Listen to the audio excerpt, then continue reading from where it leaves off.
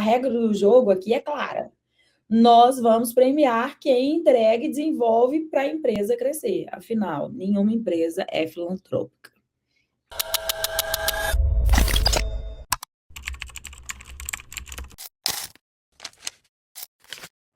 Olá, pessoal. Sejam bem-vindos aqui ao podcast de Frente com a Manu. E hoje nós vamos falar sobre o RH estratégico e o poder do incentivo. Será que isso tem poder mesmo? Transforma as empresas? Muda a forma de julgar? Será que a gente vai conseguir extrair tudo isso desse conteúdo, né, de gente que é tão importante para as empresas? Me contem vocês depois no final aqui nos comentários. Bom, gente, o objetivo é a gente falar o seguinte: a cultura, ela é moldada, né, pelo que a empresa recompensa. Isso faz diferença? Isso tem nessa arquitetura dos sistemas de incentivo? Essa inteligência, esse mecanismo vai mudar o jogo? Vamos ver sobre isso, Vanessa? Vamos lá, Manu. Manu, e com certeza a parte do RH é o coração da empresa, né? Vamos lá? Manu, então, dando início ao nosso review do nosso livro. Cadê o livro? Ah, peraí, que eu vou pegar o livro agora, que ele tá aqui pra gente. A gente está falando sobre execução, a disciplina para atingir resultados. A Manu e o livro de bolso dela. Eu já brinquei com ela. Imagina se esse livro fosse de fato de bolso. Eu ia tirar. Então, porque isso. E aqui neste livro, brincadeiras à parte, gente, né? A gente fala sempre que o método ele está aqui. E como que a gente vai lá e coloca isso dentro da cultura da empresa? Como é que a gente transforma isso em de fato ferramentas que vão fazer esse jogo mudar? É disso que a gente vai falar um pouquinho aqui hoje. Então vamos lá, Manu, bora para a primeira pergunta. Manu, Bora. Muita gente vê o RH como um setor que faz folha de pagamento ou festas de aniversário. Mas o livro fala que o RH deveria ser o arquiteto do software social. Como a Zest transforma o RH nesse motor de execução? Gente, imagina o seguinte: se o RH não estrutura essa arquitetura e desenha um sistema de incentivo que faça sentido, com metas claras, com a colaboração de todos, com resultados sendo medidos, né? Isso vai virar uma anarquia silenciosa, vai virar um negócio ali que não vai render, né? Na Zest, a gente chama, né, de estrutura de sistemas de incentivos, e a regra do jogo aqui é clara. Nós vamos premiar quem entrega e desenvolve para a empresa crescer. Afinal, nenhuma empresa é filantrópica. Todas têm que gerar resultado. E essa arquitetura, quando ele fala de software social, imagina, gente, tem um termo que é muito utilizado em tecnologia que chama arquitetura de sistemas. O que a gente está falando nisso imagina a empresa tem 5 sistemas e que operam isoladamente. A área de arquitetura, essa caixinha de arquitetura de sistemas é que faz com que esses sistemas trabalhem integrados em prol dos processos das empresas usarem isso de forma fluida.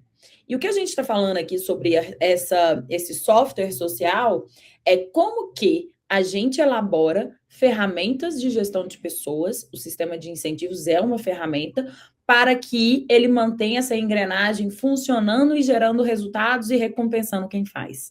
Será que deu para a galera aqui, para os nossos seguidores entender? Claro, com certeza.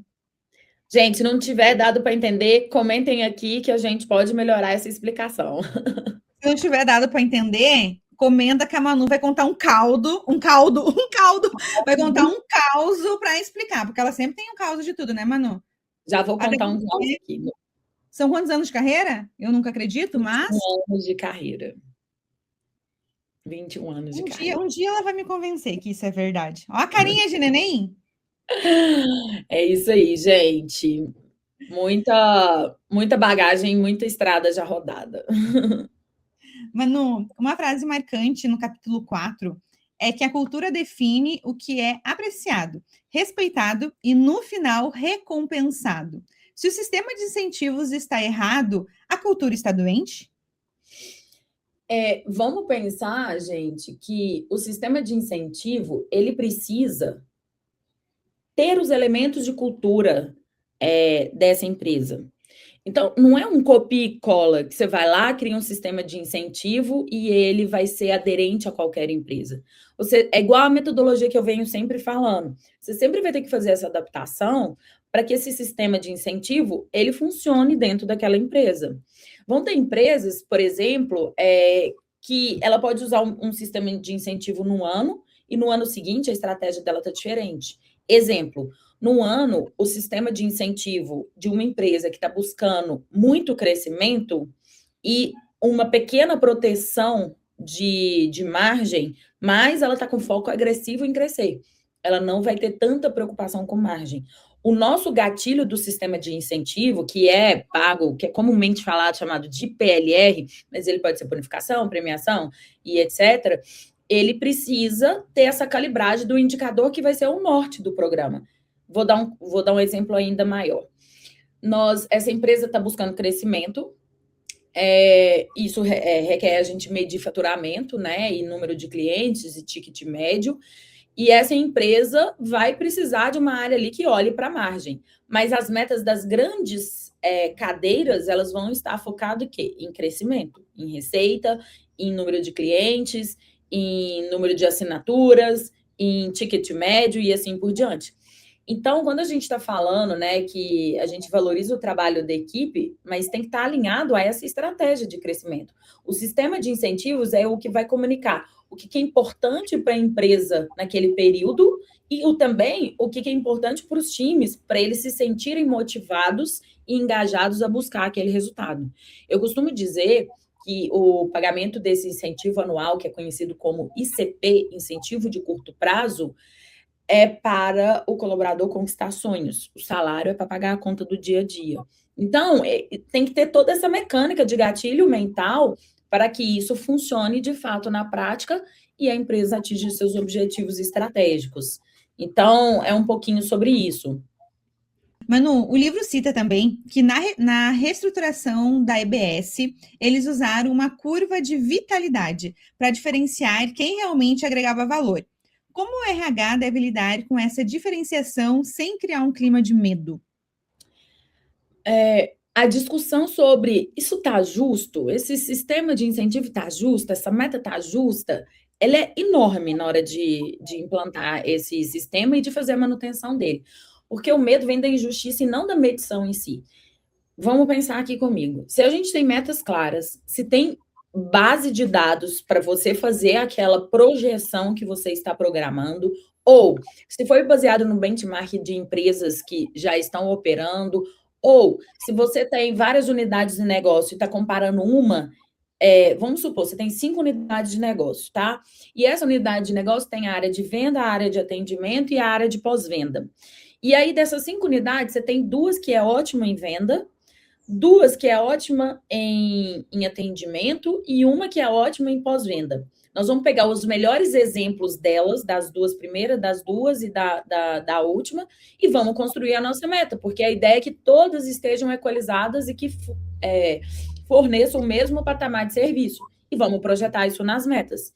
Então, esse diálogo, né, dessa construção, onde a área de RH, de gente de gestão, ele é mediador, né? Líder e liderado é que define metas para poder que este processo da arquitetura de metas ele funcione e tenha base de dados que de fato traga aquele resultado e que seja ali motivador e instigante de uma meta, né, clara, bem definida, com temporalidade, com todos os seus conceitos. Então, o ritual de fechamento, né, dessas metas, ele não vai ser traumático, porque a regra do jogo foi bem combinada, tem clareza, né, tanto para o processo da área quanto para o processo de gente. Então, os atributos envolvidos nessa meta, eles estão bem definidos. E esse cenário, né, este mecanismo vai funcionar bem. A tendência é que ele funcione bem. Pessoal, só para explicar, dentro do livro, ele cita algumas empresas, e EDS é uma dessas empresas que está citada ali dentro. Então, só para deixar claro para vocês, né, Manu? Explicar tudo direitinho. Quando a gente falar siglas que são do tecnês aqui, de ferramentas, eu vou explicar. E quando a gente falar os nomes assim, gente, a gente está contando sobre alguns casos que ele comenta aqui das empresas. Isso aí. Então, Manu, para encerrar, como os ritos e rituais que você sempre defende se conectam com esse novo RH focado em incentivos? Gente, assim, eu sou apaixonada por ritos e rituais que funcionam. Recentemente tem um caos, um caos sobre uma empresa que a gente fez toda a estratégia, a gente fez todos os desenhos dos sistemas de incentivos, e eu reforcei desde sempre. Vocês precisam com que os rituais aconteçam. É nele que vai garantir com que as metas sejam acompanhadas e que tenha aquele bate-bomba.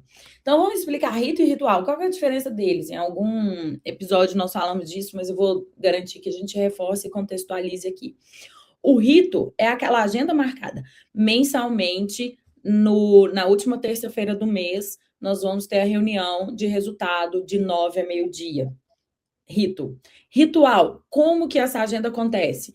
Cada líder apresenta o seu quadro de metas, os seus desvios e quais são as ações para o próximo mês para minimizar aqueles desvios. Quais são as ações para poder manter aquele ritmo de resultado positivo. Diferença entre rito e ritual, tá? Muitas vezes eu vejo, não sei se a melhor palavra é confundir, né? Vejo as empresas e as pessoas confundindo esses termos, mas é porque eles são muito parecidinhos, né? Então, talvez gere esse tipo de situação.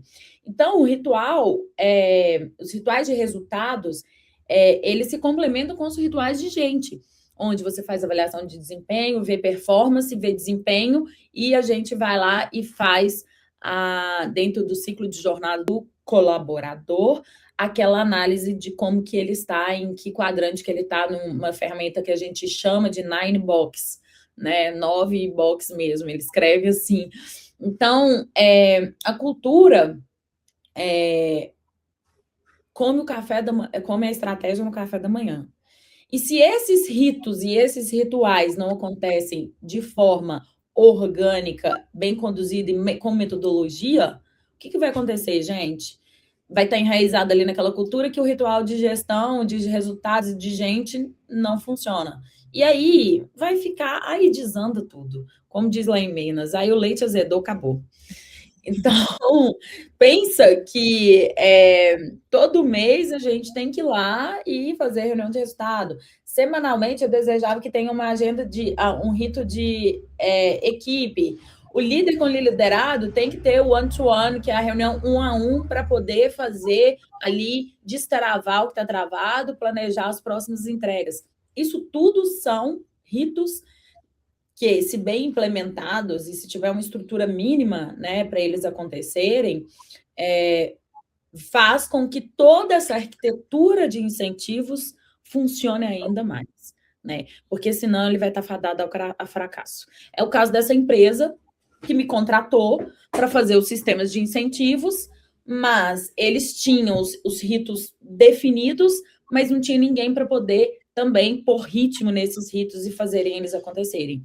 Falei, vem cá que eu vou ajudar vocês, vou fazer durante um tempo mentoria com seus liderados, né, que tem uma cadeira de líder, e a gente vai treinar eles e mudar o mindset para que eles façam reuniões de resultados, esses ritos, de forma mais efetiva. E aí a gente vai moldando, né, pondo ali formas e vai calibrando a forma com que essas pessoas se comportam nesses ritos. Porque a tendência, gente, presta atenção nesse negócio. A tendência dos ritos virarem um muro de lamentação, ela é muito grande de acontecer. Então, fiquem atentos para os seus ritos de resultados, não virar um muro de lamentação. Eu não atingi a meta por causa disso. Porque aconteceu aquilo. Porque aconteceu assado. Porque choveu. Porque fez sol. Porque fez frio, fez calor. Qualquer motivo vira razão para que não atinja a meta. E o que a gente muda quando a gente tem um ritual, um script? Apresentou a meta, trouxe seu FCA, que é um fato, causa, ação. qual que foi o fato, qual que foi a causa e qual que foi a ação corretiva, beleza, e o que você está fazendo para esse desvio deste mês ser minimizado no próximo e manter a meta no seu ritmo. Então, é isso que a gente tem que fazer nessa arquitetura de sistemas de incentivos e manter as pessoas felizes e mantendo ali o prêmio ali na frente, porque todo mundo gosta, né, de receber premiações. No sistema de incentivo não é diferente. Muito bom. Inclusive, né, Manu, quando a pessoa ela é acostumada a trazer uma reclamação junto com uma reclamação junto com uma sugestão de melhoria, ela vai pensar 10 vezes antes de reclamar ou botar desculpa em algo.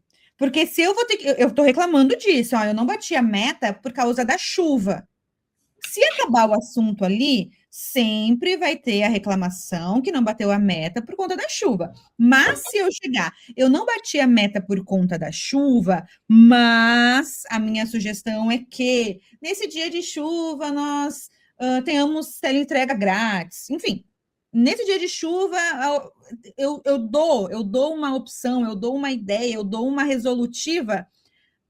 Se isso for algo que é obrigada a fazer, ela vai cuidar 1000 vezes antes de botar uma desculpa, de reclamar de algo, porque ela precisa contribuir.